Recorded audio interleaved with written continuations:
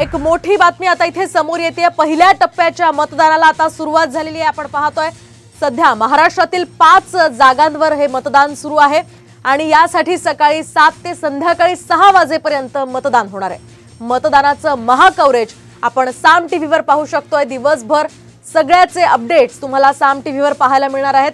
दरम्यान आपण सध्याची ही महत्त्वाची ब्रेकिंग न्यूज पाहतोय। महाराष्ट्रातील 5 जागांसाठी आता ही मतदानाची प्रक्रिया सुरू झालेली आहे। सकाळी 7 वाजेपासून ते संध्याकाळी 6 वाजेपर्यंत हे मतदान सुरू राहणार आहे आणि त्यामुळे प्रत्येक मतदाराने आपला मतदानाचा हक्क पार पाडावा, बजवावा असं आवाहन प्रशासनातर्फे करण्यात आलेलं आहे। एकूणच प्रशासनाने सुद्धा जय्यत तयारी इथे केलेली आहे।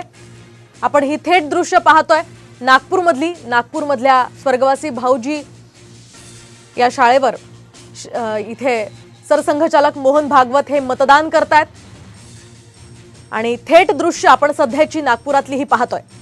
तर नितीन गडकरी विरुद्ध विकास ठाकरे असा हा सामना इथे रंगतोय। एकूणच काँग्रेसच्या विकास ठाकरे यांना वंचितनं सुद्धा इथे पाठिंबा दिलेला आहे। त्यामुळे आता या सगळ्या निवडणुकीच्या पार्श्वभूमीवर कसा हा परिणाम पाहायला मिळतो ते पाहणं अतिशय महत्त्वाचं असणार आहे। एकूणच नितीन गडकरी हे 2 टर्म खासदार राहिलेले आहेत आणि 2 टर्म पासून त्यांना अतिशय चांगला प्रतिसाद जनतेचा मिळालेला आहे। त्यांनी केलेल्या कामांची पावती सुद्धा लोकांनी आतापर्यंत पाहिलेली आहे। प्रचारादरम्यान सुद्धा त्यांनी त्याच संदर्भातलं वक्तव्य केलं होतं की कामाच्या या सगळ्या पार्श्वभूमीवर आपलाच विजय होणार असल्याचं त्यांनी म्हटलं होतं। तर तिकडे काँग्रेसच्या विकास ठाकरे यांना तिथून आता उमेदवारी देण्यात आलेली आहे आणि एकूणच आता ते आव्हान जे नितीन गडकरी यांचं आहे ते विकास ठाकरे कसं पेलतात तेही पाहणं महत्त्वाचं असणार आहे। महत्त्वाचं म्हणजे 2019ची आपण जर निवडणूक पाहिली तर नाना पटोले यांना तिथून उमेदवारी देण्यात आलेली होती, जे तिथले स्थानिक नव्हते। मात्र आता काँग्रेसने काहीसा वेगळा विचार केलाय आणि तिथे विकास ठाकरे यांना मैदानात उतरवलेलं आहे।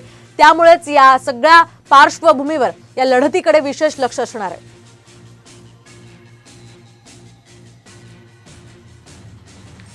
दरम्यान या सगळ्या पार्श्वभूमीवर मतदानाची ही प्रक्रिया आणि एकूणच सगळ्या पार्श्वभूमीवर आढावा घेण्यासाठी आमचे प्रतिनिधी नागपूरहून पराग ढोबळे आपल्या सोबत आहेत। तर रामटेक मधून अमर घटारे आपल्या सोबत आहेत। आपण सुरुवातीला जाऊयात नागपूरमधल्या पराग ढोबळे यांच्याकडे। पराग जी आपण पाहतो एकूणच जय्यत तयारी प्रशासनाने केली आहे। या लढतीकडे खरं तर सर्वांचं लक्ष लागलेलं आहे। नितीन गडकरी विरुद्ध विकास ठाकरे असा हा सामना होतोय। कशी सगळी परिस्थिती आहे काय सांगाल? नक्कीच मोहनी, संपूर्ण देशाचं लक्ष लागलेलं आहे कारण की केंद्रीय मंत्री नितीन गडकरी हे हेवीवेट मंत्री आहे। केंद्रामध्ये 2 वेळा ते जे आहे मंत्री राहिलेले आहे आणि संपूर्ण देशाचं लक्ष लागलेलं आहे कारण की रोडकरी म्हणून त्यांना पाहायला जातं। थोड्या वेळापूर्वी जे आहे मतदान केंद्र आहे स्वर्गीय भाऊजी दप्तरी याच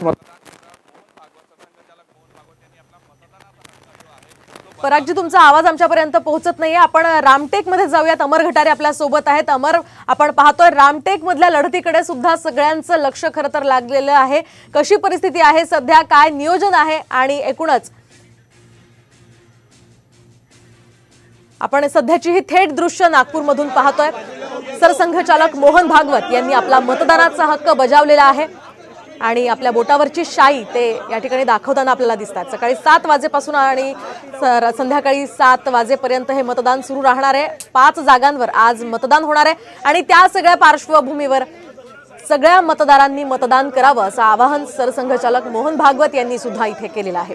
नागपूरमधली ही दृश्य आपण थेट पाहतोय। नागपूरमध्ये नितीन गडकरी विरुद्ध विकास ठाकरे अशी ही लढत होणार आहे आणि या लढतीकडे सर्वांचं लक्ष खरं तर असणार आहे कारण महत्त्वाचं म्हणजे 2 टर्म खासदार राहिलेले नितीन गडकरी केंद्रीय मंत्री आहेत आणि त्यांचं आव्हान विकास ठाकरे कसं पेलतात ते पाहणं अतिशय महत्त्वाचं असणार आहे। खरं तर विकास ठाकरे हे या ठिकाणी निवडणूक लढवण्यासाठी नाही म्हणत होते, मात्र तरी सुद्धा काँग्रेसने त्यांना इथे उमेदवारी दिलेली आहे। मात्र आता या सगळ्या पार्श्वभूमीवर काय नेमकं पुढे होतं ते पाहणं अतिशय महत्त्वाचं असणार आहे। आपण पुन्हा एकदा जाऊयात आमचे प्रतिनिधी अमर घटारे यांच्याकडून।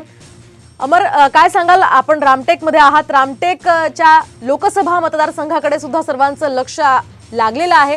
इथे सुद्धा खरं तर वेगवान घडामोडी आतापर्यंत घडलेल्या आहेत। कसं पाहता आणि काय सगळी परिस्थिती? 5 वर्ष के लिए भविष्य निर्धारित करते हैं एक तरह से, और इसलिए सब लोगों ने मतदान करना चाहिए। देश के हित को ध्यान में रखें।